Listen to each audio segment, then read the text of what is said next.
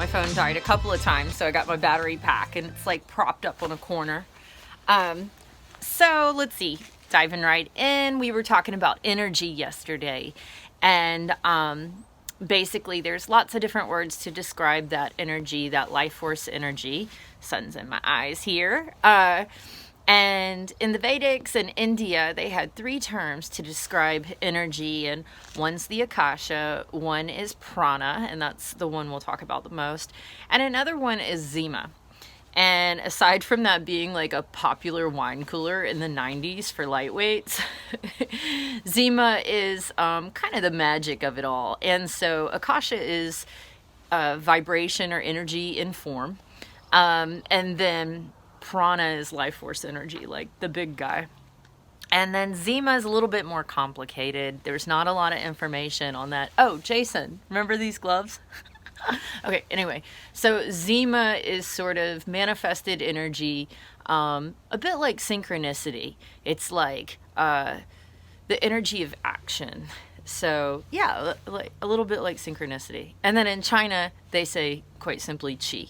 And qi is so powerful in their culture that, side note, that in the architecture, they will actually build like huge holes in the building so that they believe, you know, there's areas that have more energy than others, like the ocean and the mountains.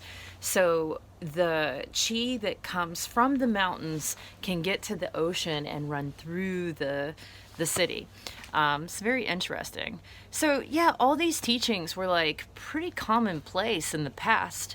And then as we enter into the modern world, we live in a world that's unfortunately full of distraction. And there's a reason for that. I mean, there's an agenda with marketing and making people believe that happiness is found outside of ourselves than within ourselves. And so yeah, and also this does not conflict with any beliefs or religious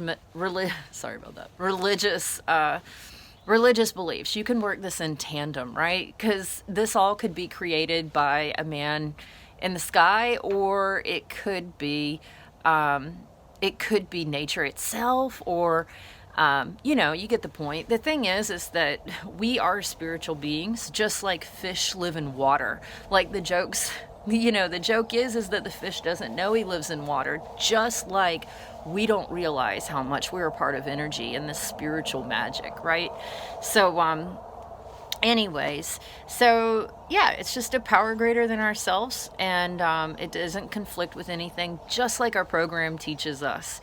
And it's another cool thing. I don't want to get too sidetracked, but I'm reading a book that's called The Spiritualness of Imperfection, or The Imperfection of Spirituality. And it talks about AA a lot and how many contributing beliefs developed our program. And it's like quite fascinating. It's a lot more than I thought it was.